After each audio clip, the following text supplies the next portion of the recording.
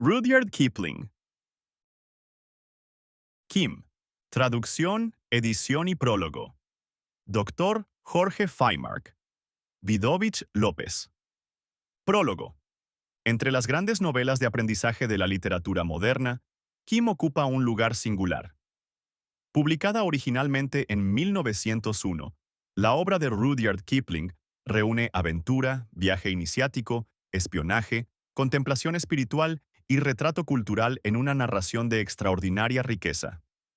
Su protagonista, Kimball O'Hara, conocido simplemente como Kim, es un muchacho huérfano de origen irlandés, nacido y criado en la India colonial. Aunque por sangre pertenece al mundo británico, por lengua, costumbres y sensibilidad, se mueve con naturalidad entre bazares, caminos, carabazares, templos, soldados, mercaderes y santones. Esa doble pertenencia constituye el centro profundo de la novela.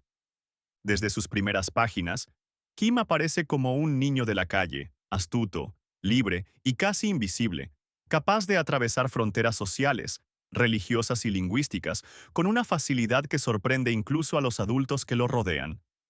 Su encuentro con el lama tibetano marca el inicio de una peregrinación que transforma la novela en algo más que una aventura exótica. El anciano busca el río de la flecha, símbolo de purificación y liberación espiritual. Kim, por su parte, busca sin saberlo su propio destino, anunciado en la misteriosa profecía del toro rojo sobre campo verde. Así, la obra avanza entre dos búsquedas paralelas. Una interior, vinculada al desprendimiento y la iluminación.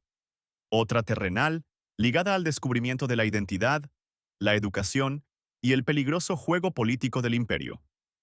Uno de los mayores méritos de Kipling consiste en haber creado una India literaria viva, plural y movediza.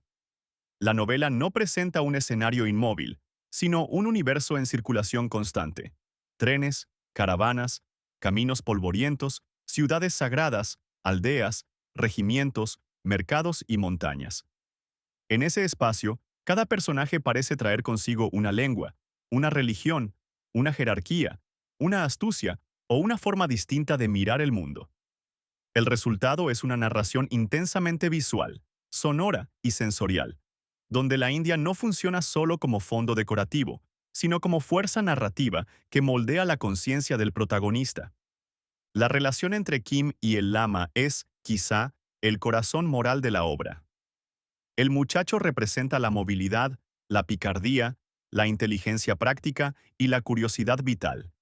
El lama encarna la renuncia, la compasión, la disciplina espiritual y la búsqueda de una verdad superior. Sin embargo, Kipling evita convertirlos en simples símbolos. Ambos se necesitan. Kim protege al lama en el mundo de los caminos, las estaciones y los engaños. El lama, sin proponérselo, ofrece a Kim una forma de mirar la existencia más allá del interés inmediato, la intriga y la supervivencia. De esa tensión nace una de las amistades más entrañables de la narrativa anglosajona.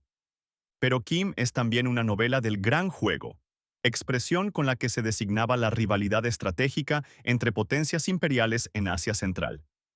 A través de Mahbub Ali, el coronel Crichton y otros personajes vinculados al espionaje, la novela introduce a Kim en una red de mensajes secretos, identidades encubiertas y misiones políticas.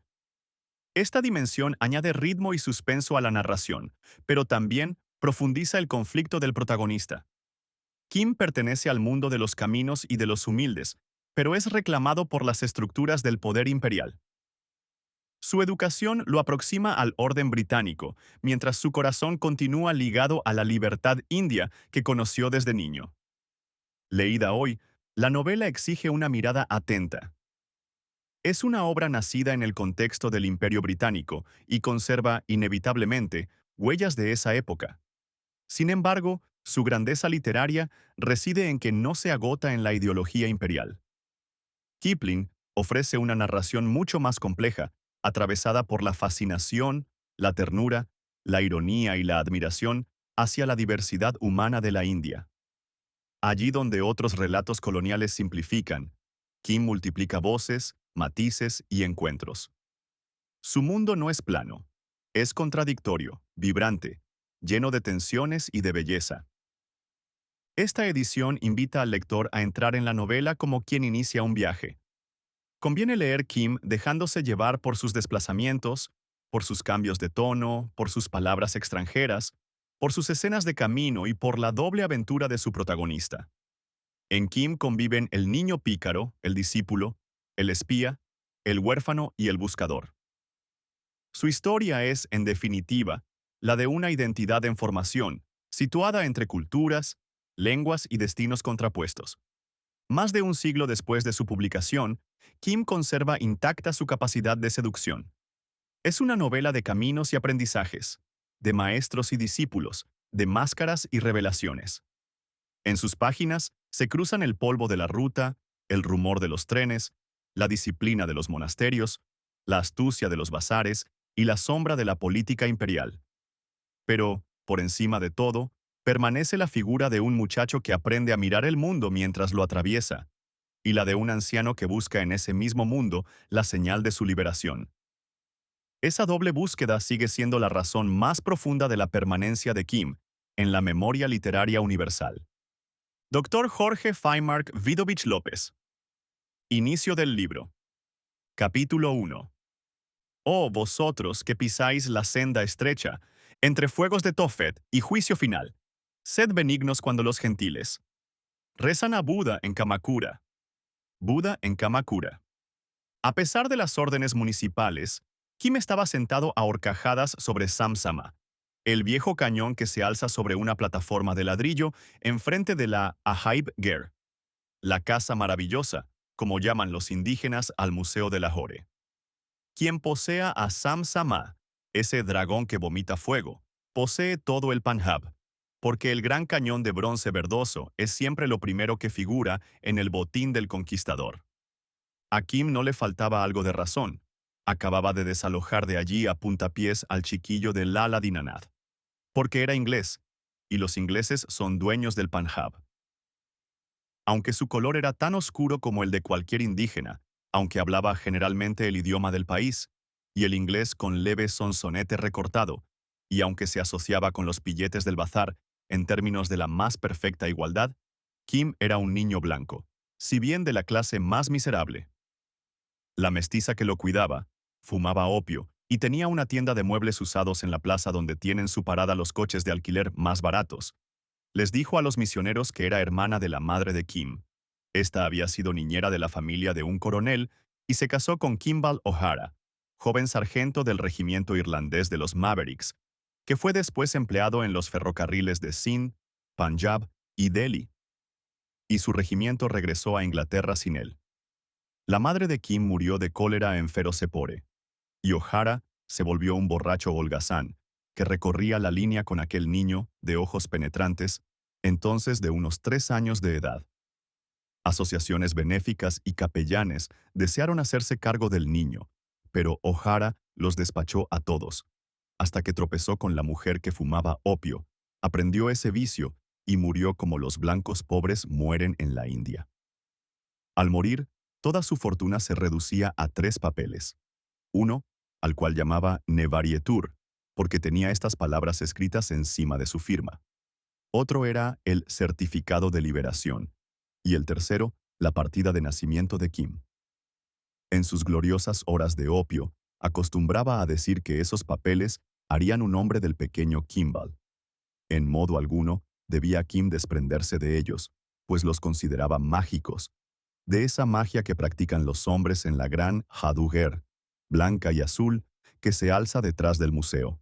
La casa mágica, como llamamos nosotros a la logia masónica. Su padre aseguraba que llegaría un día en que, arreglándose todo, el cuerno de Kim sería elevado entre pilares, enormes pilares de fuerza y belleza. El coronel mismo, cabalgando al frente del regimiento más hermoso del mundo, esperaría a Kim. Al pequeño Kim, que tendría más suerte que su padre.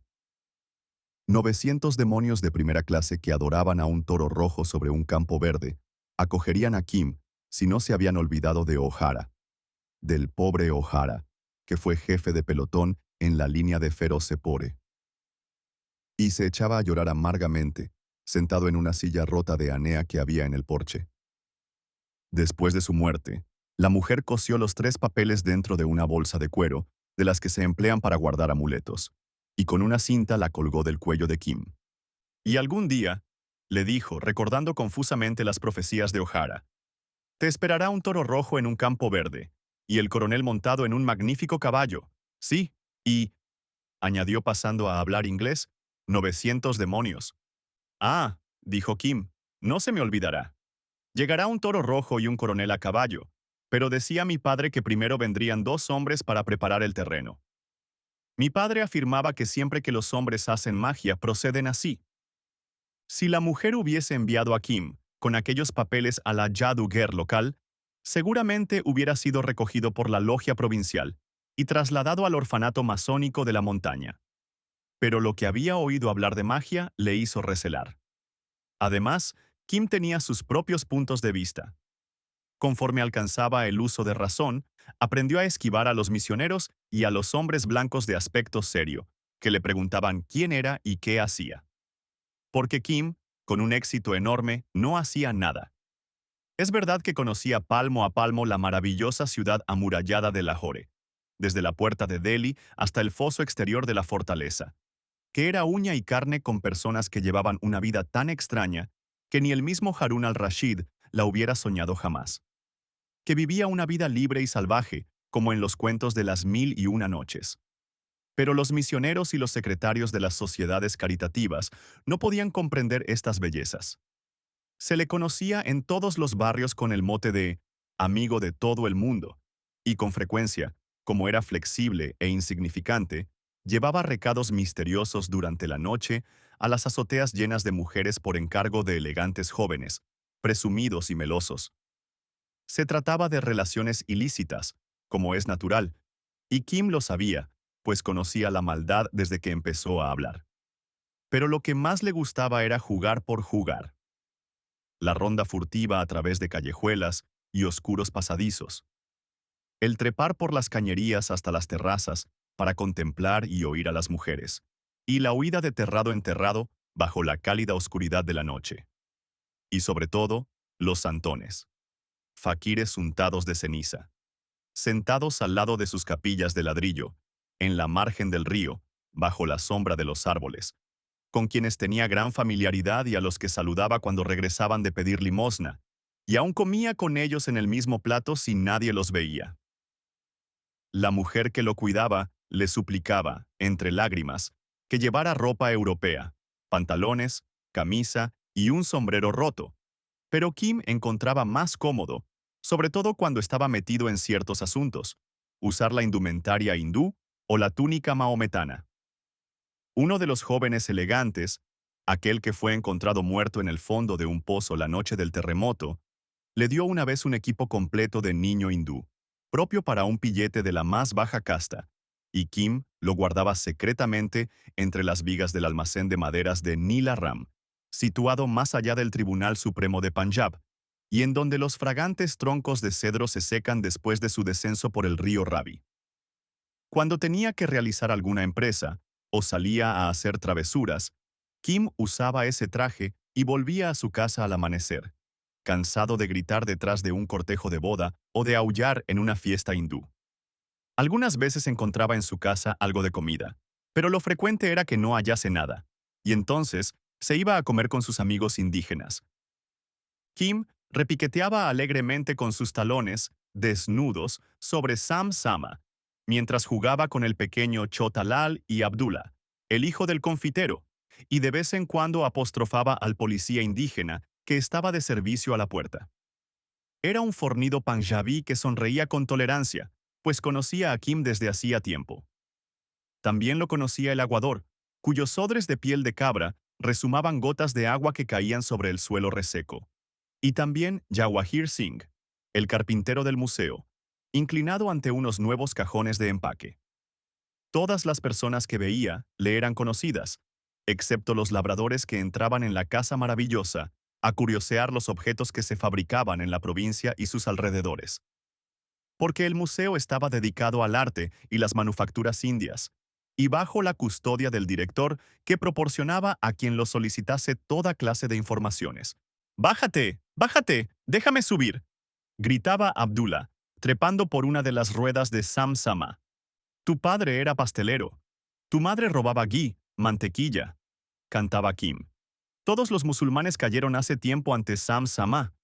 «¡Déjame subir!», chillaba el pequeño Chota Lal con su birrete bordado en oro. Su padre tendría seguramente más de medio millón de libras esterlinas, pero la India es el único país democrático del mundo. ¿Los indios también cayeron ante Sam Sama? ¿Los musulmanes los derrotaron? Tu padre era pastelero. Kim se detuvo de repente, porque, doblando la esquina de la calle que conduce al animado Bazar Moté, vio aparecer a un hombre tan raro que, ni aun él, que conocía todas las castas de la India, había visto nunca ninguno que se le pareciese. Tenía casi 6 pies de altura y llevaba una amplia vestidura de pliegues, de tela fuerte y oscura semejante a la empleada para las mantas de caballos, pero ni uno solo de sus pliegues podía indicar a Kim cuál era su profesión. De su cinturón colgaba un estuche de hierro para plumas y un rosario de madera como el que usan todos los santones. Cubría su cabeza una especie de gorro gigantesco. Tenía la tez amarilla y arrugada como la de Fuxing, el zapatero chino del bazar, y sus ojos oblicuos y estrechos brillaban como cuentecitas de ónice. «¿Quién es ese?», preguntó Kim a sus compañeros.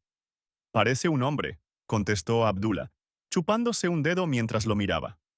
«Naturalmente, pero no se parece a ninguno de la India que yo haya visto antes». «Tal vez sea un santón», dijo Chotalal, fijándose en el rosario. «Mirad, entra en la casa maravillosa».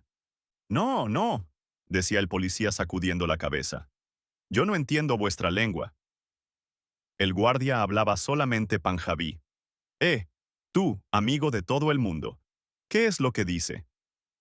«Mándamelo acá», respondió Kim, agitando sus pies desnudos mientras se deslizaba al suelo, desde lo alto de Samsama. «Es un extranjero y tú eres un búfalo». El hombre extraño dio la vuelta y se dirigió resignadamente a donde estaban los chiquillos. Era viejo y su túnica de lana conservaba todavía, de su paso por las montañas, un fuerte olor a Artemisa. «Niños, ¿podéis decirme qué es esa casa tan grande?», preguntó en correcto urdú. «La Ajaib Ghar, la casa maravillosa». Kim no le dio ningún tratamiento como Lala o Mian, porque no podía adivinar cuál era su religión. «¡Ah! ¡La casa maravillosa! ¿Se puede entrar?». «Está escrito sobre la puerta. Todo el mundo puede entrar». «¿Sin pagar?».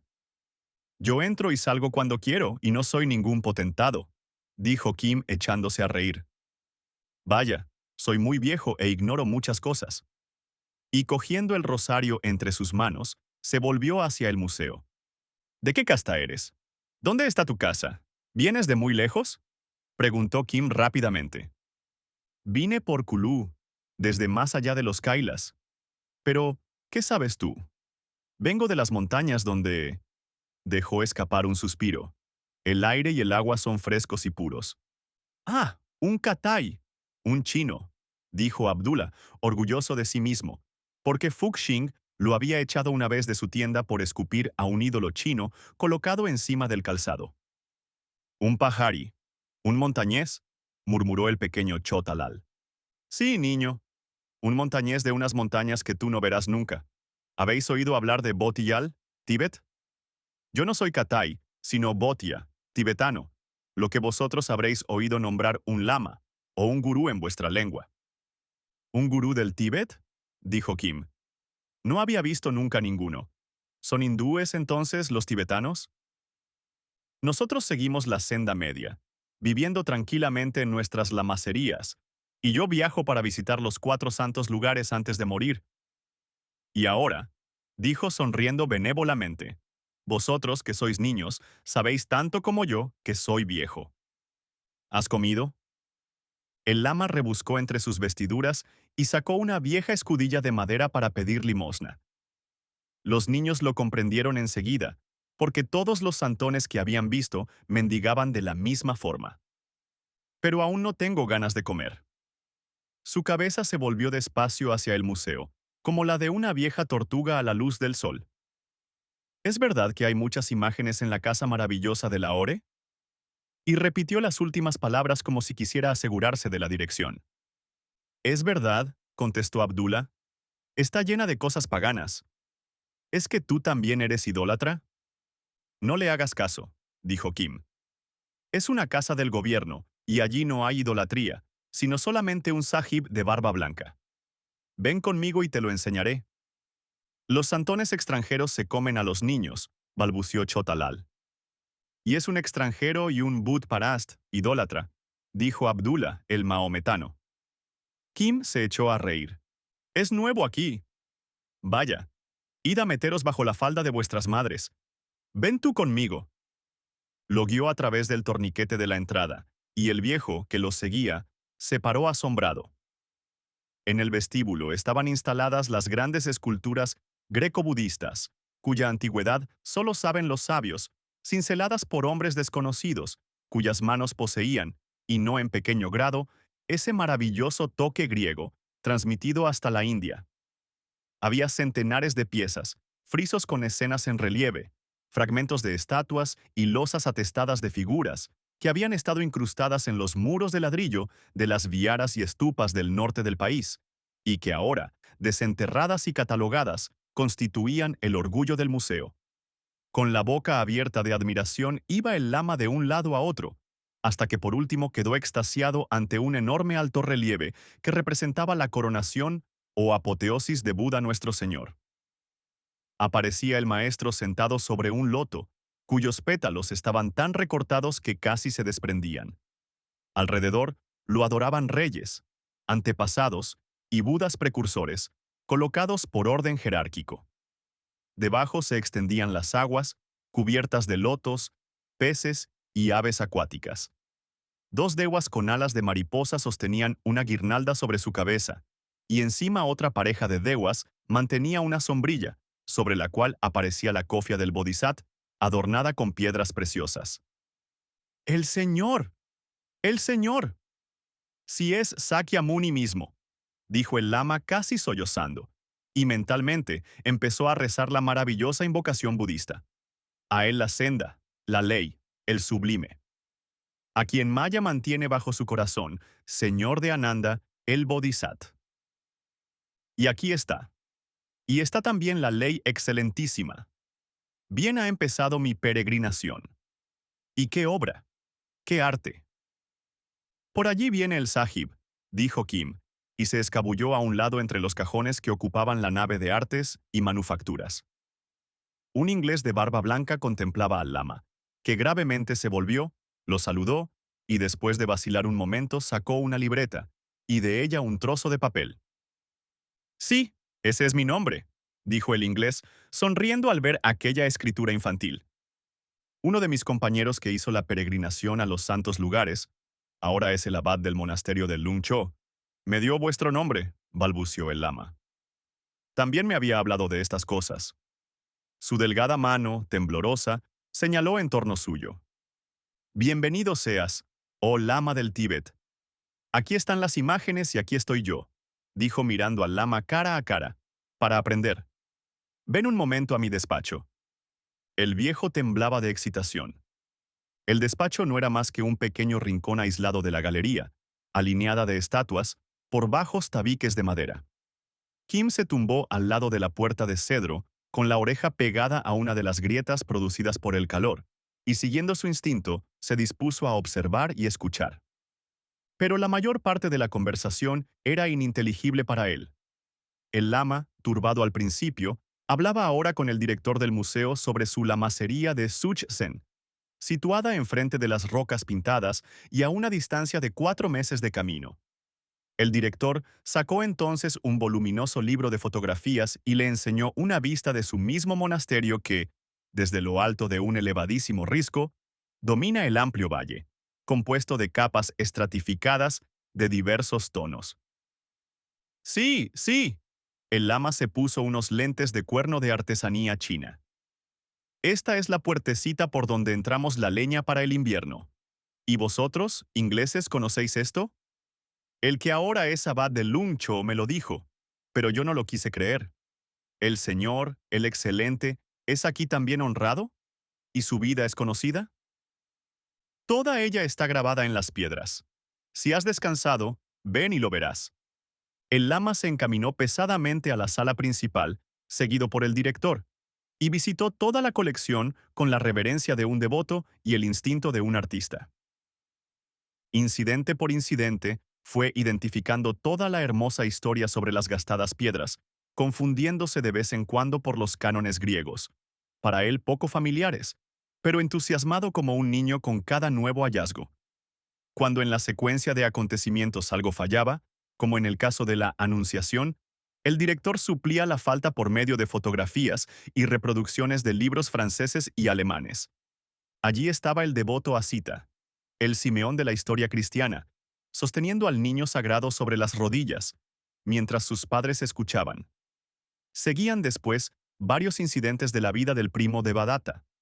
Allí estaba, maldita para siempre, la mujer perversa que acusó de impureza al maestro, la predicación del bosque de los ciervos, el milagro que asombró a los adoradores del fuego, el Bodhisat representado como príncipe real, el nacimiento milagroso, la muerte en Kusinagara, donde el discípulo débil se desvaneció. Las representaciones de la meditación bajo el árbol de Bodhi y la adoración del cuenco de la limosna eran innumerables y se encontraban por todas partes. A los pocos minutos comprendió el director que su huésped no era un simple mendigo, desgranador de cuentas de Rosario, sino un hombre sabio. Juntos volvieron a repasar toda la colección. El lama tomaba rapé, limpiaba sus lentes y charlaba a la velocidad del tren en una atropellada mezcla de urdú y tibetano. Habiendo oído hablar de los viajes que hicieron los peregrinos chinos, Fo Jian y Huentian, deseó saber si había alguna traducción de sus escritos y respiró con satisfacción al hojear las páginas de Bill y Stanislas Julien. Aquí está todo. Es un tesoro inmenso encerrado bajo llave. Luego, se dispuso a escuchar con recogimiento los diversos fragmentos, que el director le traducía rápidamente al urdú. Era la primera vez que se tropezaba con la labor de los sabios europeos, quienes con ayuda de estos relatos y centenares de otros documentos habían logrado identificar los santos lugares del budismo. Después, vio un gran mapa con manchas y trazos amarillos. Su dedo moreno seguía el lápiz del director de un punto a otro. Allí estaba Kapilavastu, aquí el Reino Medio, allí Mahabodhi, la meca del budismo, y allí Kusinagara, el triste lugar de la muerte del maestro. El viejo inclinó un momento la cabeza sobre el mapa, silenciosamente, y el director encendió otra pipa. Kim se había dormido. Cuando despertó, la conversación, todavía torrencial, era más comprensible para él. Y así fue, oh fuente de sabiduría, cómo decidí visitar los santos lugares que fueron hollados por sus pies. Kapila y el lugar de su nacimiento. Después, Mahabodhi, que es Bodh Gaya, el bosque de los ciervos, el lugar de su muerte. El lama bajó la voz. He venido solo, porque durante 5, 7, 18, 40 años, tuve en la mente el pensamiento de que no se seguía bien la antigua ley, que está, como tú sabes, muy encubierta por una capa de idolatrías, supersticiones y encantamientos, y aún, como dijo el chiquillo hace un momento, por Bud Parasti. Eso sucede en todas las religiones. ¿Tú crees? Los libros que yo leía en mi lamacería son secos y sin vigor, y hasta el último ritual con que nos hemos oprimido los que pertenecemos a la ley reformada, carece de valor ante mis ojos. Y los seguidores del excelente están siempre discutiendo unos con otros. Todo es ilusión. Sí, Maya, ilusión. Pero yo tengo otras aspiraciones. Su arrugado semblante amarillo se acercó a 3 pulgadas del director, y la uña larga de su dedo índice repiqueteaba en el tablero de la mesa. Vuestros sabios, en estos libros, han seguido a los benditos pies por todos sus caminos. Pero hay cosas que no han investigado. Yo no sé nada. Yo nada sé. Pero deseo librarme de la rueda de las cosas por una senda amplia y sin barreras. El lama se sonrió con una ingenua expresión de triunfo. Hago méritos al proponerme visitar los santos lugares, pero aún hay más. Escucha este pasaje. Cuando nuestro Señor, Siendo todavía un muchacho, buscaba compañera. Los cortesanos dijeron a su padre que era aún demasiado joven para casarse. ¿Lo sabías? El director asintió, sin presumir en qué pararía todo aquello. Y así prepararon la triple prueba de la fuerza entre todos los solicitantes. Y al llegar a la prueba del arco, nuestro Señor, después de romper el que le habían dado, pidió otro, que ninguno era capaz de tensar. ¿Lo sabías? Está escrito, lo he leído.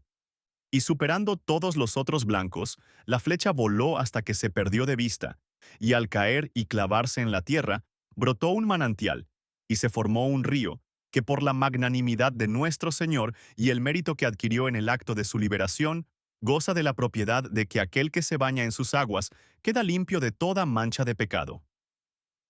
Así está escrito, dijo el director tristemente. El lama dio un gran suspiro. ¿Dónde está ese río? Fuente de sabiduría. ¿Dónde cayó la flecha? Desgraciadamente lo ignoro, hermano mío. No puede ser. Recuerda, es la única cosa que no me has contado. Seguramente lo sabes. Considera que soy un viejo. Te lo pido de rodillas. Oh fuente de sabiduría. Nosotros sabemos que disparó la flecha. Sabemos que la flecha cayó. Sabemos que brotó la corriente. ¿Dónde está, pues, el río? Mi sueño me dijo que lo encontraría. Por eso vine. Por eso estoy aquí. Pero, ¿dónde está el río? Si yo lo supiera, ¿crees que no te lo hubiera dicho enseguida? Encontrándolo se alcanza la liberación de la rueda de las cosas, prosiguió el lama absorto en sus pensamientos. El río de la flecha. Piensa otra vez. Tal vez sea un arroyuelo que se seca en el verano, pero el Señor jamás engañaría a un viejo como yo. No lo sé, no lo sé. Ti. El lama acercó su cara arrugadísima a un palmo de la del inglés. Ya veo que no lo sabes. Como no sigues la ley, el misterio queda oculto para... Sí, oculto, oculto. Tú y yo estamos aún ligados, hermano. Pero yo... Se levantó rápidamente y el blando y espeso paño de su túnica onduló con suavidad. Yo cortaré mis ligaduras y me libertaré. Ven conmigo. Yo estoy aquí sujeto, pero tú, ¿a dónde vas? Primero a Kashi, Benares. ¿A dónde mejor? Allí encontraré a uno de mi religión en un templo jainí de esa ciudad. También él busca, aunque en secreto, y de él puedo aprender muchas cosas. Tal vez venga conmigo a Bodh Gaya. Después iré más al norte, a Kapilavastu, y allí buscaré el río. No, lo buscaré por donde quiera que vaya, pues no se conoce el lugar donde cayó la flecha. ¿Y cómo vas a hacer el viaje? Hay mucha distancia hasta Delhi y aún más a Benares. Por carretera y en tren. Desde Patankot, después de cruzar las montañas, vine hasta aquí en terren. Se va muy deprisa. Al principio me admiraba ver aquellos altos postes de los lados, sujetando los cables. El lama se refería a los alambres del telégrafo, que parecen subir y bajar en la marcha rápida del tren. Pero después estaba entumecido y sentí deseos de bajar y hacer el camino andando, como es mi costumbre. ¿Y estás seguro de tu itinerario? Oh, para eso no tengo más que preguntar y entregar dinero, y los empleados se encargan de despacharlo todo al lugar que se desea. Esto ya lo sabía yo cuando estaba en mi lamacería por informes de toda confianza, dijo el lama orgullosamente. ¿Cuándo te vas? El director sonreía a esta mezcla de antigua piedad y moderno progreso, que es la nota característica de la India actual. Tan pronto como pueda. Visitaré los lugares en que transcurrió su vida, hasta que encuentre el río de la flecha. Aquí tengo un papel en el que están escritas las horas de los trenes que van al sur. ¿Y cómo te las arreglas para comer? Los lamas, por regla general, llevan siempre consigo grandes cantidades en metálico, pero el director quería asegurarse. Durante el viaje utilizo el cuenco del maestro. Sí, tal como él lo hizo, así lo haré yo, abandonando la vida fácil del monasterio. Cuando dejé las montañas traía conmigo un chela, discípulo, que pedía para mí, como ordena la regla, pero al detenernos algún tiempo en Kulú, cogió unas fiebres y se murió. Ahora no tengo chela, pero pediré limosna yo mismo, permitiendo así que las personas caritativas adquieran mérito. Movió la cabeza con decisión. Los sabios doctores de una lamacería jamás mendigan, pero el lama se mostraba entusiasta en la búsqueda emprendida. Sea así, dijo el director sonriendo, y transige ahora conmigo para ganar méritos. Tú y yo somos personas del mismo oficio. Aquí tienes una libreta de papel inglés y lápices afilados del 2 y del 3, blando y duro, útiles para un escribiente. Préstame tus lentes. El director se los probó. Estaban llenos de rayas, pero su graduación era casi exacta a la de los suyos, los cuales colocó en las manos del lama diciéndole, «Prueba estos». Como una pluma. Apenas los siento sobre la cara. El viejo giraba la cabeza con delicia y arrugaba la nariz. Si apenas los siento. Ahora sí que veo claro. Son de bilaur, cristal de roca, y no se te rayarán nunca. Te los regalo, y que ellos te sirvan para encontrar tu río. Los tomaré, lo mismo que los lápices y la libreta, como muestra de amistad entre sacerdotes. Y ahora, buscó en su cinturón, sacó el estuche de plumas y lo colocó encima de la mesa del director. Toma este estuche como recuerdo. Es algo viejo, como yo. Era una cajita antigua de diseño chino, de un hierro que hoy no se fabrica, y el alma coleccionista del director se había fijado en ella desde el primer momento. A pesar de sus protestas, tuvo que aceptarla. Cuando vuelva, después de encontrar el río, te traeré una pintura escrita de la Padma Samtora, tal como las hago sobre seda en mi lamacería, y otra de la rueda de la vida. Se rió entre dientes. Ya que ambos somos artesanos. El director hubiera querido retenerlo, porque hay muy pocas personas en el mundo que posean aún el secreto de las clásicas pinturas budistas, hechas con plumas y pincel, combinando la pintura y la escritura. Pero el lama echó a andar con la cabeza alta, y después de pararse un momento ante la gran estatua de un bodhisattva en meditación, salió apresuradamente. Kim lo siguió como una sombra, pues lo que había oído excitaba su curiosidad enormemente. Aquel hombre era completamente diferente de todo lo que conocía, y deseaba contemplarlo a sus anchas, de la misma manera que hubiera contemplado una nueva construcción o una festividad poco corriente en la ciudad de Lahore.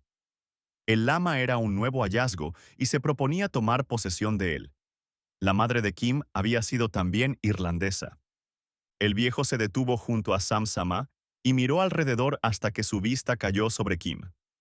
La excitación de su peregrinación había desaparecido por unos momentos, y se sentía viejo, desamparado y con el estómago vacío.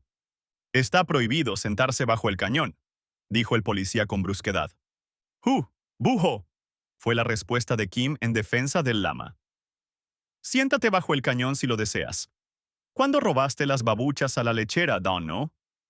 La acusación era totalmente infundada, nacida bajo la inspiración del momento, pero fue lo suficiente para hacer callar a Dunnu, quien, conociendo bien al muchacho, sabía que si continuaba gritando, su voz atraería una legión de endemoniados pilletes del bazar. «¿A qué dioses has adorado en el museo?», preguntó Kim afablemente, sentándose en cuclillas al lado del lama, a la sombra del cañón. «No adoro a ninguno, niño. Me inclino ante la ley excelente». Kim aceptó este nuevo dios sin emoción. Conocía ya varias docenas de ellos. «¿Y qué vas a hacer ahora?». «Mendigar.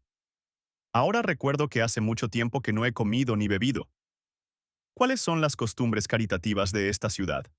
¿En silencio, como se hace en el Tíbet, o pidiendo en voz alta?». «Los que piden en silencio se mueren de hambre», dijo Kim, repitiendo un refrán del país. El lama intentó levantarse, pero volvió a sentarse otra vez, suspirando por su discípulo muerto en Kulú. Kim lo contemplaba de reojo, compasivo e interesado. «Dame el cuenco. Conozco bien a la gente de esta ciudad. A todos los que son caritativos. Dámelo y te lo traeré lleno». Obediente como un niño, el viejo le entregó el cuenco. «Y ahora descansa. Yo conozco a la gente». Corrió Kim a la tienda de una kunjri, vendedora de verduras perteneciente a la baja casta, que estaba situada enfrente de la línea del tranvía de circunvalación, hacia la parte baja del bazar Motei. La dueña conocía a Kim desde hacía tiempo. «Chico, ¿es que te has convertido en yogi con ese cuenco de mendicante?». «No», repuso orgullosamente. «Es que ha llegado un nuevo santón a la ciudad. Un hombre como yo no he visto nunca. Santón viejo. Tigre joven, dijo la mujer encolerizada. Ya estoy harta de nuevos santones. Vuelan como moscas alrededor de las cazuelas. ¿Acaso el padre de mi hijo es un pozo de caridad para darle a todo el que me pide? No, tu hombre es más bien un yagi, mal genio, que un yogi, piadoso. Pero este santón es extraordinario. El sahib de la casa maravillosa le ha hablado como si fuera un hermano. Anda, madre, lléname esta escudilla que me está esperando. Ah, claro, esa escudilla. Querrás decir ese cesto tan grande como el vientre de una vaca. Me haces tanta gracia como el toro sagrado de Siva, que esta mañana se ha comido lo mejor de una canasta de cebollas. Y encima quieres que te llene la escudilla. Míralo, ahí viene otra vez. El inmenso toro brahmán de color parduzco del barrio se abría paso a través de la abigarrada multitud, con un plátano colgando todavía de la boca, y se dirigió en línea recta a la tienda. Conocedor de sus privilegios como animal sagrado, bajó la cabeza y resopló a lo largo de las canastas, metiendo el hocico en todas, antes de elegir lo más apetitoso.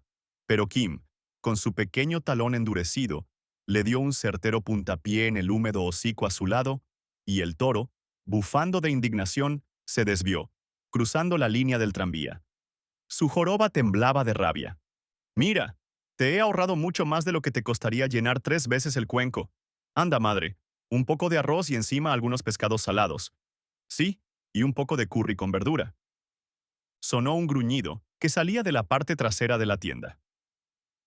Ha espantado al toro, dijo en voz baja la mujer, dirigiéndose a su hombre, que yacía allí acostado. No hay más remedio que socorrer a los pobres. Y cogiendo el cuenco, lo trajo al instante lleno de arroz caliente. Pero mi yogi no es una vaca, dijo Kim gravemente, haciendo con sus dedos un agujero en el montón de arroz. Pon aquí un poco de curry y un buñuelo. Yo creo que también le gustaría un poco de mermelada. Ese agujero es tan grande como tu cabeza, dijo la mujer con malos modos. Pero lo llenó con una riquísima y humeante salsa de verduras al curry. Puso encima un buñuelo, lo roció con mantequilla depurada y a su lado colocó un trozo de mermelada ácida de tamarindo. Kim contemplaba la operación con muestras de alegría. Está bien. Mientras yo esté en el bazar, no se acercará el toro a tu tienda. Es un mendigo atrevido y osado. Pues ¿y tú? Dijo riendo la mujer. Pero debías hablar bien de los toros. ¿No me has contado que algún día te ayudará un toro rojo? Ahora ten cuidado de que no se te caiga. Y pídele al santón que me bendiga. Tal vez sepa algo para curar los ojos ulcerados de mi hija. Pídeselo también, amigo de todo el mundo. Pero Kim había echado a correr y no oyó el final de la frase. Se escabullía de sus amigos pordioseros y de los perros parias que lo rodeaban. Así mendigamos los que sabemos cómo hacerlo, dijo con orgullo dirigiéndose al lama, que abrió los ojos desmesuradamente al ver el contenido de la escudilla. Come, y yo comeré contigo. Bisti, gritó Kim, llamando al aguador que pasaba por la puerta del museo. Tráenos agua, que aquí hay 2 hombres que están sedientos. ¡2 hombres! Dijo el Bisti riendo. Tendréis bastante con un pellejo lleno. Bebed en nombre del misericordioso. El aguador dejó caer un fino chorro de agua en las manos de Kim, que sorbió a la usanza del país. Pero el lama sacó una copa de sus duraderas vestiduras y bebió ceremoniosamente. Un pardesi, extranjero, explicó Kim, cuando el viejo murmuró en lengua extraña algo que debía de ser una bendición de los alimentos. Comieron juntos con gran regocijo, dando buena cuenta de todo el contenido, y enseguida el lama sorbió rapé, que sacó de una preciosa cajita de madera, y tomando las cuentas de su rosario, las fue pasando hasta que poco a poco se quedó dormido, con el sueño fácil de su edad, a la sombra, que se iba alargando por momentos, de Samsama. Kim, por distraerse, se acercó al vendedor de tabaco más próximo, que era una mahometana con mucha vitalidad, y le pidió un apestoso cigarrillo de esa marca que usan los estudiantes de la Universidad del Punjab cuando quieren imitar las costumbres inglesas. Enseguida se puso a fumar y a pensar, debajo del cañón, con la barbilla apoyada en las rodillas. El resultado de su meditación fue una repentina y furtiva carrera en dirección al almacén de madera de Nila Ram. La animación del anochecer en la ciudad, con las luces encendidas y el regreso de los empleados de las oficinas del gobierno, despertó al lama. Miró sorprendido en todas direcciones, pero nadie lo miraba a él, excepto un granujilla hindú que llevaba un turbante sucio y un traje de color Isabela. De pronto, el lama inclinó la cabeza sobre sus rodillas y rompió a llorar. ¿Qué pasa?, dijo el chiquillo de pie ante él. ¿Es que te han robado? Es que mi nuevo chela, discípulo, se ha ido de mi lado y no sé dónde está. ¿Y qué clase de persona era tu discípulo? Era un muchacho que vino a ocupar el puesto del que se me murió, en recompensa del mérito que gané al inclinarme allí ante la ley. El lama señaló al museo. Vino a mí para mostrarme un camino que yo había perdido. Me guió a la casa maravillosa, y con su charla me animó a que hablara con el guarda de las imágenes, quien me atendió y fortaleció. Cuando estaba desmayado de hambre, mendigó para mí, como hace un chela con su maestro. Milagrosamente me fue enviado. Milagrosamente desapareció. Yo pensaba enseñarle la ley durante el viaje a Benarés. Al oír esto, Kim quedó estupefacto, pues habiendo escuchado la conversación del museo, sabía que el viejo decía la verdad, cosa que un indígena jamás hace con un desconocido. Pero ahora comprendo que me fue enviado como una advertencia. Ahora ya sé que encontraré cierto río que voy buscando. ¿El río de la flecha?, preguntó Kim con una sonrisa de superioridad. ¿Eres tú otro enviado?, gritó el lama. A nadie he hablado de mi búsqueda, salvo al sacerdote de las imágenes. ¿Quién eres tú? Tu chela, contestó Kim sencillamente sentándose sobre los talones. Yo no he visto a nadie como tú en toda mi vida. Me iré contigo a Benarés. Además, creo que un hombre tan viejo como tú y que dice la verdad al primero que se encuentra, tiene gran necesidad de un discípulo. Pero ¿el río de la flecha? Ah, eso lo oí cuando hablabas con el inglés. Yo estaba detrás de la puerta. El lama suspiró. Creí que eras un enviado sobrenatural. Tales cosas ocurren algunas veces, pero yo no soy digno. ¿Entonces tú no sabes dónde está el río? No, dijo Kim esforzándose por reír. Yo busco un toro rojo sobre un campo verde, que me ayudará. Como Kim, al fin y al cabo, era un chiquillo, sentía cierto orgullo en poder demostrar al lama que él también tenía sus proyectos. Y, como un chiquillo, no había pensado en la profecía de su padre más de 20 minutos seguidos. ¿Y a qué te va a ayudar, muchacho? Solo Dios lo sabe, pero así me lo dijo mi padre.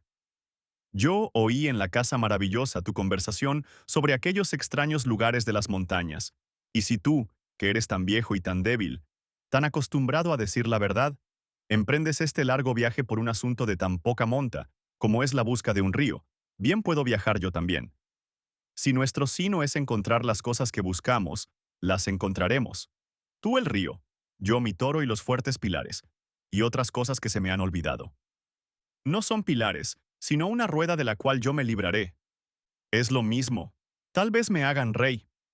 Kim estaba serenamente dispuesto a todo.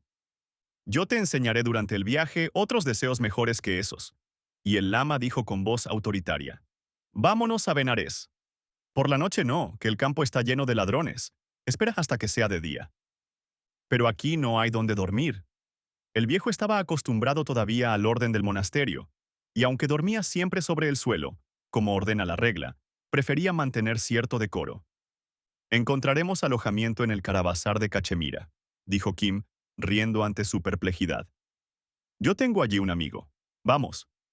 Los bazares, cálidos y animados, resplandecían con las luces encendidas cuando atravesaron entre la muchedumbre apiñada, donde se veían tipos de todas las razas de la Alta India. El lama iba de un lado a otro, vacilante, como en sueños. Era su primera experiencia de una gran ciudad industrial.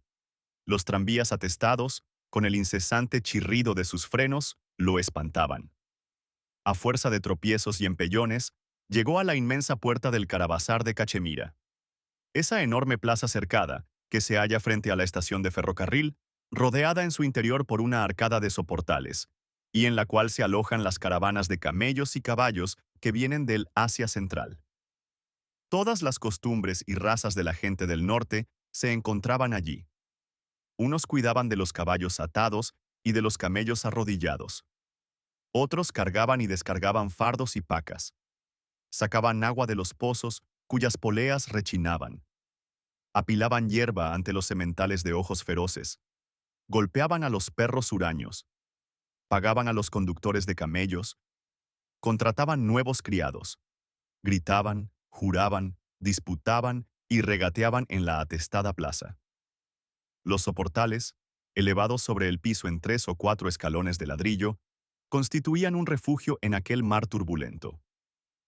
La mayor parte de ellos estaban alquilados a comerciantes, como nosotros alquilamos los arcos de un viaducto. Los espacios entre pilar y pilar, sólidamente tabicados de ladrillo o madera, formaban cuartos que se cerraban con pesadas puertas y molestos candados del país. Las puertas que estaban cerradas indicaban que sus dueños se hallaban ausentes y algunos garrapatos rudimentarios, a veces muy rudimentarios, hechos con tiza o pintura, decían a dónde habían ido. Así, Lutufullah se ha ido al Kurdistán. Y debajo, en versos muy burdos: Oh Alá, tú que consentiste a los piojos vivir en la túnica de un kabuli, ¿por qué permites a este piojo de Lutuf vivir tan largo tiempo? Kim, protegiendo al lama a través de la multitud excitada y los enfurecidos animales, se dirigió, siguiendo a lo largo de los soportales, hasta el rincón más próximo a la estación del ferrocarril, donde se alojaba Mahbub Ali, el tratante de caballos, cuando volvía de esas tierras misteriosas que se extienden más allá de los desfiladeros del norte. En su corta vida, Kim había tratado varias veces con Mahbub, principalmente entre los 10 y los 13 años, y este corpulento afgano, cuya barba estaba teñida de rojo, porque era ya algo viejo y no le gustaba lucir sus cabellos grises, conocía el valor del muchacho para enterarse de cualquier chismorreo. Algunas veces había dado a Kim el encargo de vigilar a un hombre, cosa que no tenía nada que ver con caballos, de seguirle durante todo un día y dar razón de todas las personas con las que hablase. Por la noche Kim daba cuenta de sus observaciones, y Mahbub lo escuchaba sin decir una palabra ni hacer un gesto. Claro es que se trataba de intrigas. Kim lo sabía, pero precisamente su mérito consistía en no decir nada a nadie, excepto a Mahbub, el cual lo convidaba a comidas buenas y calientes que encargaba en la cantina de la entrada del Caravasar. Una vez le dio hasta 8 anas. «Aquí es», dijo Kim, pegando un puñetazo en el hocico de un camello enfurecido. Mahbub Ali. Se paró ante un arco oscuro y se escondió detrás del aturdido lama. El tratante de caballos estaba tendido sobre 2 fardos de tapices de seda, con un bordado cinturón de bujará desabrochado, y fumando perezosamente en un inmenso narguile de plata. Volvió ligeramente la cabeza al escuchar el grito, y no viendo ante sí más que la alta y silenciosa figura, se rió para sus adentros. «Alá, un lama rojo. Mucha distancia hay desde Lahore a los desfiladeros. ¿Qué haces aquí?» El lama, maquinalmente, le presentó su cuenco de limosna. «Dios maldiga a los infieles», dijo Mahbub. «Yo no doy nada a un piojoso tibetano, pero pídeles a mis baltis, que están ahí fuera, detrás de los camellos. Ellos apreciarán tus bendiciones. Muchachos, aquí hay un compatriota vuestro. Atendedle si tiene hambre». Un balti de cabeza afeitada y encorvado, que había venido del norte con los caballos, y que era un budista degradado, acogió al lama con cortesía, y en su lenguaje gutural y duro invitó al santón a sentarse al lado del fuego con los mozos de cuadra. «Aléjate», dijo Kim, empujándolo ligeramente, y el lama echó a andar, dejando al muchacho al lado de los soportales. «Vete», dijo Mahbub Ali, volviendo a su narguile. «Márchate, pequeño hindú. Dios maldiga a los infieles. Pídeles a aquellos de mi escolta que sean de tu fe». «Maharaja», gimió Kim, siguiendo la costumbre hindú, y gozando entusiasmado de la situación. «Mi padre ha muerto, mi madre ha muerto, mi estómago está vacío. Y te he dicho que les pidas a mis hombres que están con los caballos. En mi escolta debe de haber algunos infieles». «Oh, Mahbub Ali. Pero, ¿es que soy yo hindú?», dijo Kim en inglés. El tratante no hizo el menor gesto de asombro, pero su mirada brilló bajo sus pobladas cejas. «Pequeño amigo de todo el mundo, ¿Qué significa esto? Nada. Ahora soy el discípulo de ese santo. Y vamos juntos en peregrinación a Benarés. Está completamente loco, y yo estoy cansado de la ciudad de Lahore. Necesito cambiar de aire y de aguas. Pero, ¿para quién trabajas? ¿Por qué vienes a mí? La voz era dura por la sospecha. ¿Y a quién iba a acudir? No tengo dinero y no es conveniente emprender un viaje sin él. Tú venderás muchos caballos a los oficiales, porque estos que tienes ahora son muy hermosos. Los he visto. Dame una rupia, Mahbub Ali, y cuando sea rico te la devolveré. Hmm, dijo Mahbub Ali, pensando rápidamente. Tú nunca me has mentido. Llama al lama y escóndete en la oscuridad. Oh, nuestras historias coincidirán, dijo Kim riendo. Vamos a Benarés, contestó el lama en cuanto comprendió el significado de las preguntas de Ali. El muchacho y yo. Yo voy en busca de cierto río. Puede ser, pero ¿y el muchacho? Es mi discípulo. Me ha sido enviado para que me guíe a ese río. Sentado bajo el cañón estaba yo cuando se me apareció.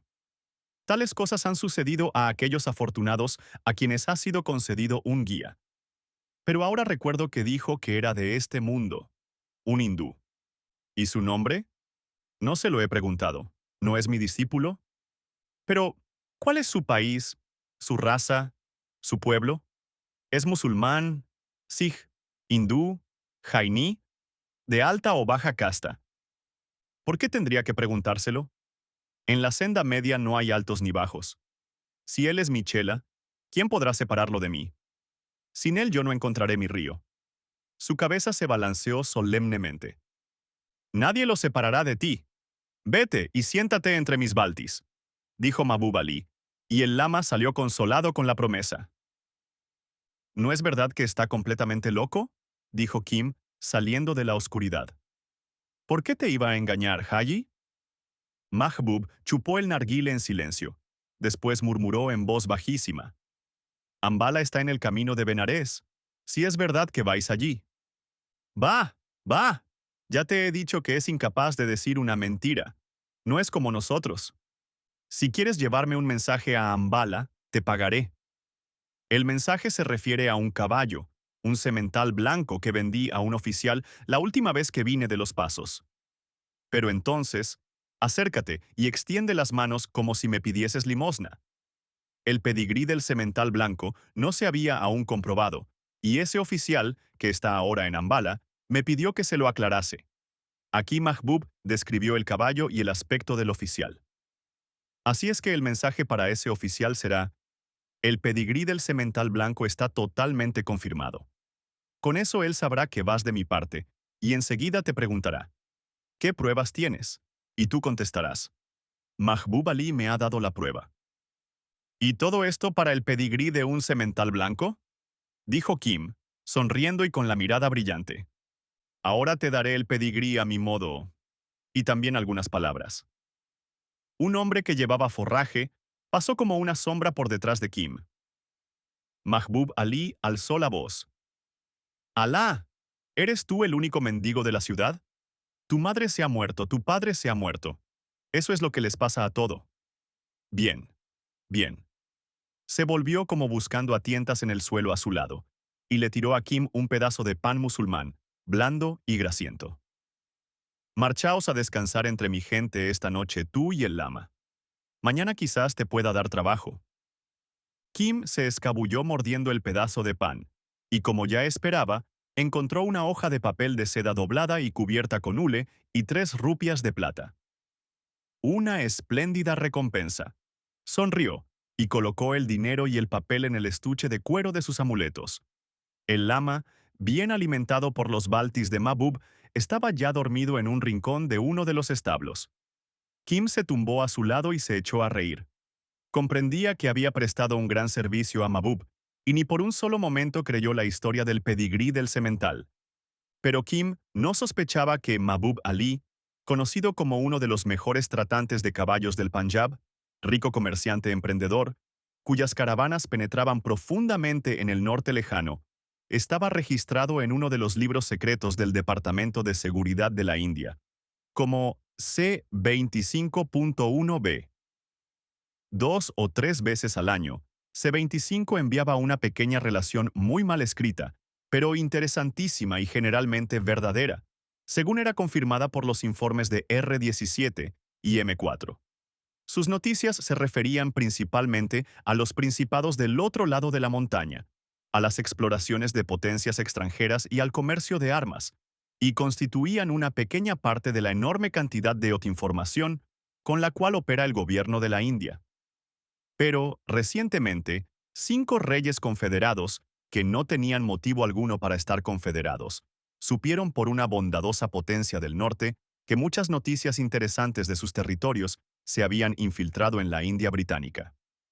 Los primeros ministros de estos reyes quedaron consternados y tomaron sus medidas según la costumbre oriental.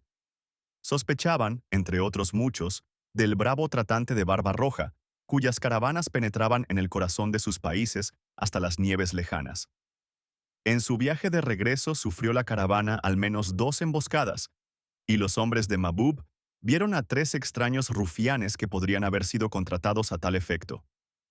Debido a esto, Mahbub evitó la parada en la insalubre ciudad de Peshawar y se fue derecho y sin detenerse hasta Lahore, donde, como conocía a sus gentes, presentía que ocurrirían incidentes curiosos. Mahbub Ali tenía aquel documento comprometedor, y por nada del mundo hubiera querido conservarlo en su poder ni una hora más de lo preciso.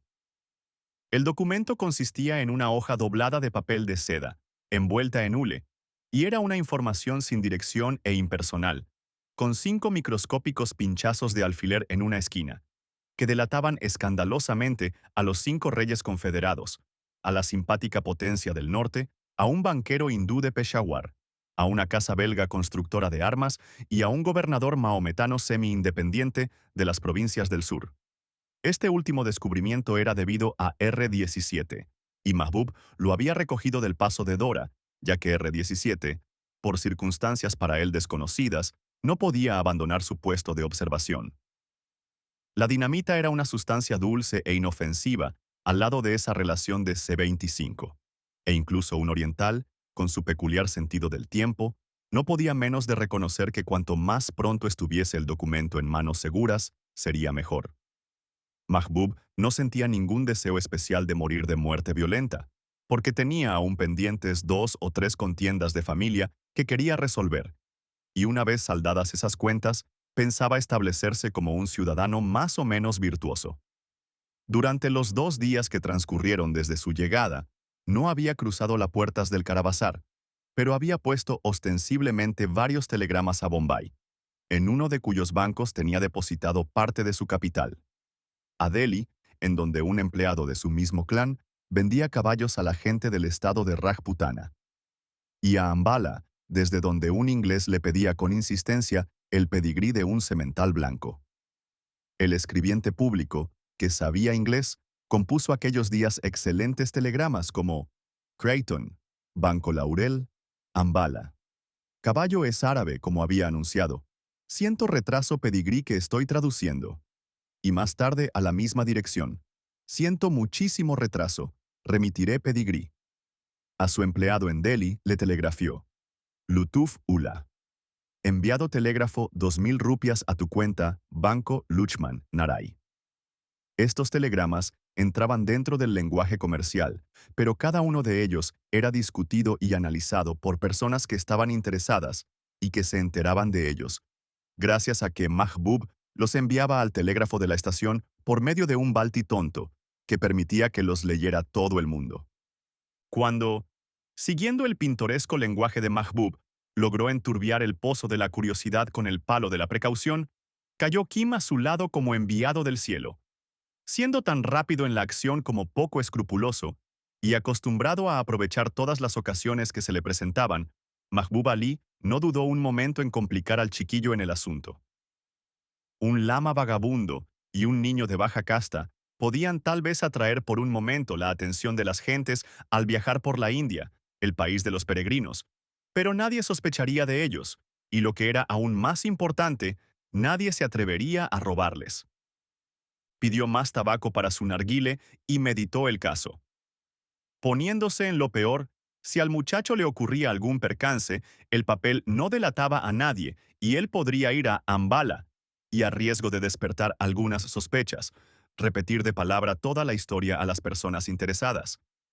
Pero el informe de R-17 era el meollo de la cuestión, y realmente sería una contrariedad que no llegase a su destinatario. Pero Alá es grande, y Mahbub Ali había hecho todo lo que podía. Kim era la única persona en el mundo que nunca le había dicho una mentira. Esto hubiera constituido un defecto capital en el carácter de Kim, pero Mahbub sabía que a los demás, y cuando trataba de sus propios asuntos o de los de Mahbub, Kim era capaz de mentir como cualquier oriental. Mahbub Ali se levantó y dio la vuelta al caravasar hasta llegar a la puerta de las arpías, que con sus ojos pintados atrapan a los forasteros, y después de algunos esfuerzos logró encontrar a una muchacha que, según sospechaba, era amiga de un lampiño pandit de Cachemira que había espiado a su ingenuo Balti en el asunto de los telegramas. Aún cometió Mahbub otra tontería, pues se puso a beber con la muchacha coñac perfumado en contra de las leyes del profeta hasta que se emborrachó por completo y se abrieron las puertas de su boca y persiguió a Flor de Delicia con los pies de la intoxicación. Al final cayó sin sentido entre los cojines, donde Flor de Delicia, ayudada por un pandit lampiño de Cachemira, lo registró concienzudamente desde los pies a la cabeza. A la misma hora en que esto ocurría, Kim oyó un rumor de pasos suaves en el alojamiento de Mahbub. El tratante, cosa rara, no había cerrado la puerta con llave, y sus hombres estaban muy entretenidos celebrando el regreso a la India, con un carnero, debido a la generosidad de Mahbub. Un elegante y joven caballero de Delhi, provisto de un manojo de llaves que Flor de Delicia había sustraído del cinturón al inconsciente afgano, fue abriendo todos los fardos, cajas, bolsas y alforjas de Mahbub, con más detenimiento aún que Flor y el pandit habían registrado al propio dueño.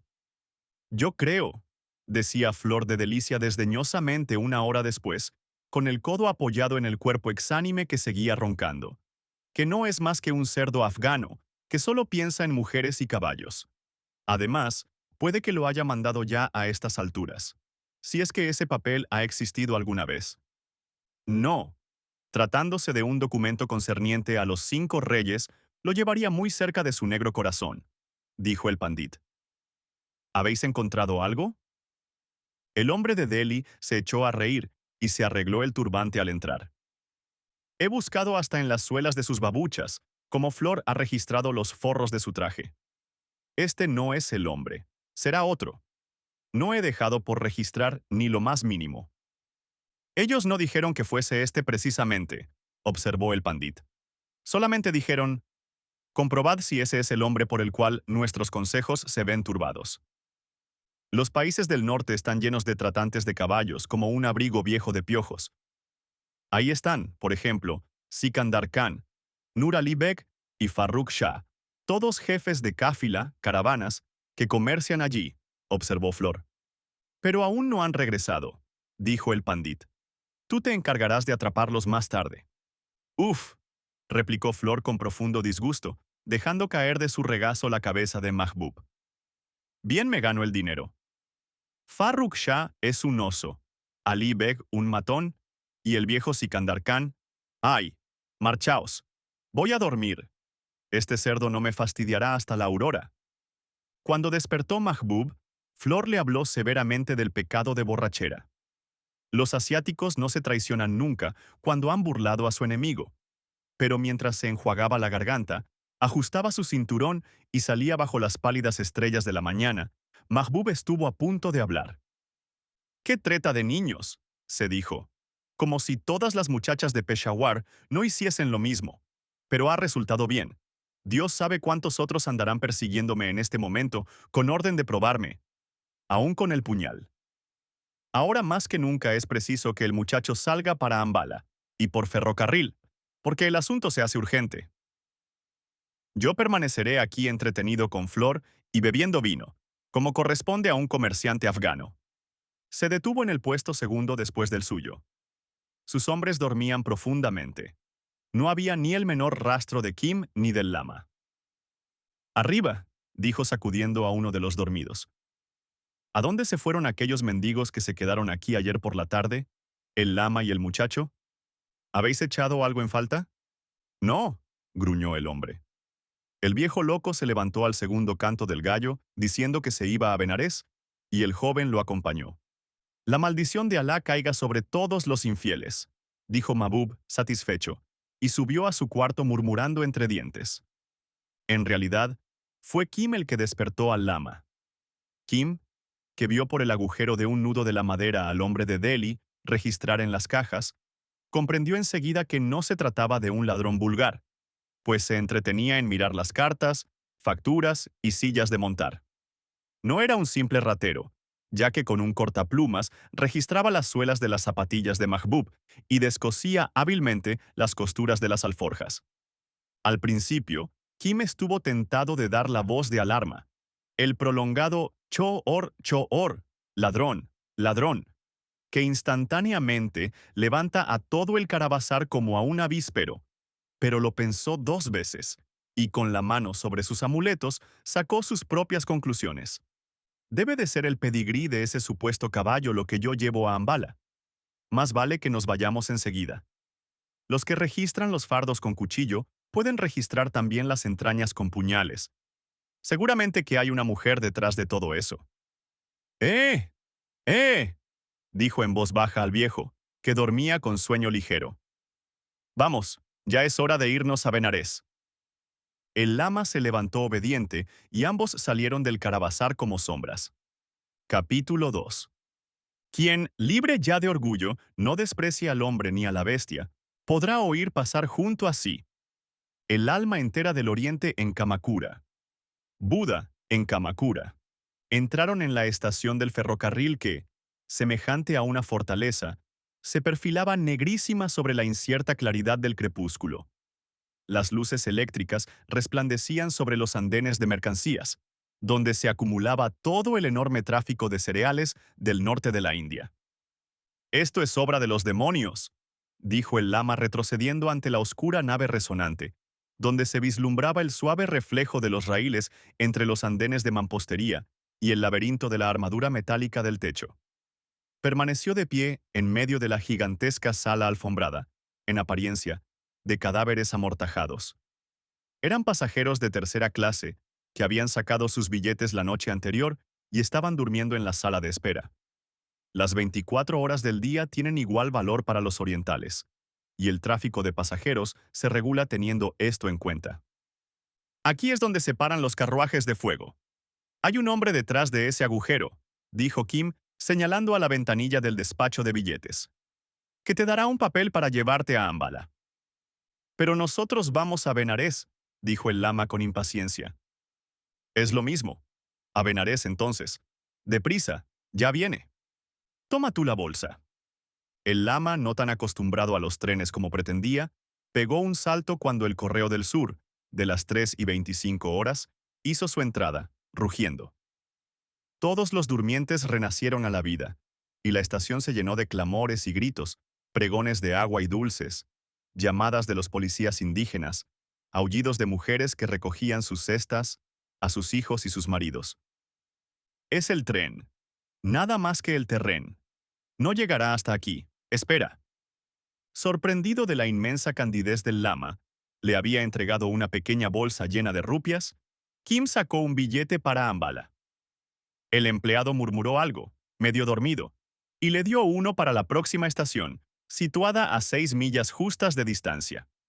No, dijo Kim examinándolo con una sonrisa burlona. Este truco es bueno para los campesinos, pero yo vivo en la ciudad de Lahore. Has sido muy hábil, Babú. Pero ahora dame el billete para Ambala. El babú le puso mala cara, pero le entregó el billete requerido. Ahora dame otro para Amritsar, dijo Kim, que no quería gastarse el dinero de Mahbub Ali en algo tan vulgar como un billete de tren hasta Ambala. El precio es tanto, la vuelta es tanto, sé cómo funcionan los terrenes. Nunca hubo yogi más necesitado de un chela que tú, exclamó dirigiéndose alegremente al atontado lama. Si no hubiera sido por mí, te hubieran dejado en Myanmar. Ven por aquí. Le devolvió el dinero, guardándose solamente un ana por cada rupia de las que había gastado en el billete a Ambala, como importe de su comisión, la inevitable comisión de Asia. El lama se detuvo, remiso, ante la puerta abierta de un vagón de tercera que iba atestado. ¿No sería mejor ir a pie?, dijo suspirando. Un corpulento artesano sig de tupida barba sacó por una ventanilla la cabeza. ¿Tiene miedo? No debe tenerlo. Me acuerdo de la primera vez, cuando yo tenía miedo de los trenes. Entra. Esta cosa es obra del gobierno. No tengo miedo, dijo el lama. ¿Habrá sitio para dos? No hay sitio ni para un ratón, chilló la mujer de un labrador acomodado, un indio yat del rico distrito de Yulundur. Los trenes de la noche no están tan bien atendidos como los del día, en los que hay vagones separados para los dos sexos. Oh, madre de mi hijo, podemos hacer sitio, dijo el marido que llevaba un turbante azul. Coge en brazos al niño. Es un santón, ¿no lo ves? Y mi regazo, lleno de 70 veces 7 bultos. ¿Por qué no me lo sientas sobre mis rodillas, sin vergüenza? Los hombres sois todos iguales. La mujer miró alrededor en busca de aprobación. Una cortesana de Amritsar, sentada al lado de la ventanilla, hizo un ruido despreciativo bajo el velo que cubría su cabeza. ¡Sube, sube!, gritó un gordo prestamista hindú que llevaba debajo del brazo su libro de cuentas arrollado en una tela. Y añadió con una sonrisa untuosa. Se debe ser bondadoso con los pobres.